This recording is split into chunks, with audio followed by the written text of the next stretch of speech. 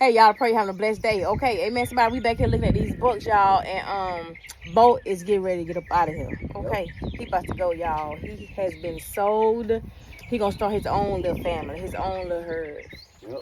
And he is so friendly, y'all. He remind you of Winston. Yep. That Winston big boy. Yep. He come up to you and want you to rub on him and all that stuff, but yeah, so we not gonna eat him. He's not gonna be ate, but he's gonna be somebody's buck. Yeah. Okay. And he the first one of his mama. What I notice about the girls when they have the babies the first time, they don't really have good babies the first time. They don't. You give them a second time, they have better babies. There's nutmeg. Yeah, there's baby. nutmeg babies. So he a good boy. Don't get me wrong. I know what his genetics is. He nice size. But for me, like I'm ahead of the game a little bit. If you just getting started, that's a perfect buck for you to get started with. But for me, I've been in it a little while, so I'm trying to really enhance. So I'm just really like watching to try to see what I can add back to it, man. Ace of Spades, and then I'm gonna pull one of these boys up out of here, and they're gonna be my boar buck. My goal gonna be to put the boars on the Savannahs and the Savannahs on the boars. Ultimately, we're gonna have a boar Savannah line, y'all. The boars bring the size. The Savannah do too, but the boars get bigger, man. And they have, you know, the Savannahs do too, but what the Savannahs are, the white ones, they're hardier.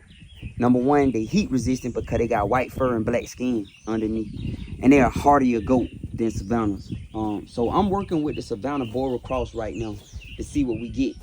That's my whole everything. Savannah Boars. Like, that's all I want to do right now. Out of all my research, I'm thinking that's where I want to go. Now, I may bring some Alpine in, a dairy goat.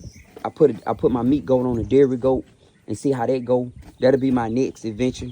Pick up me some dairy goats and bring them on with them bigger bags. I always remember a goat that produce a lot of milk gonna raise big giant babies. So if you get a goat that produce a lot of milk, put a meat goat like a Savannah on them or a Bora on them, and they'll produce big old giant babies because she got all that meat. She got all that milk. Yeah, so that's my next thing. Once I get this situated, to pick up me a little small herd of maybe Alpine, La Manchas, somebody that get them big old bags of milk, and then put my Savannah on them and see how they turn out. Yeah, but right now we just working with what we got. Yep. Well, Bo, That's a good goat. Yeah, that's going to another family. Yeah, for the price, and him, the guy who getting them, he got Alpines. Yeah, he got all Alpines. They're gonna make some nice babies. Yep. That's a big joke right there. Yeah. I'm talking about him. I know, but he ain't gonna throw big babies.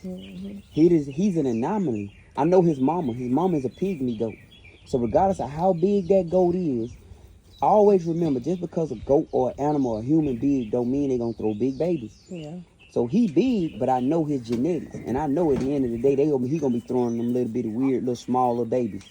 Yeah, he ain't worth the money you put in him. Yeah, the money you gonna have to put in him, he ain't worth. You might well keep one of them white ones back there before you keep him. He's gonna make a lot of good meat though. Look at him. Everybody eating good, man. Keep the feeder fed, full, and let everybody eat well. All right, Bo, we'll get up, boy. I pray y'all have a blessed rest of the day. Okay.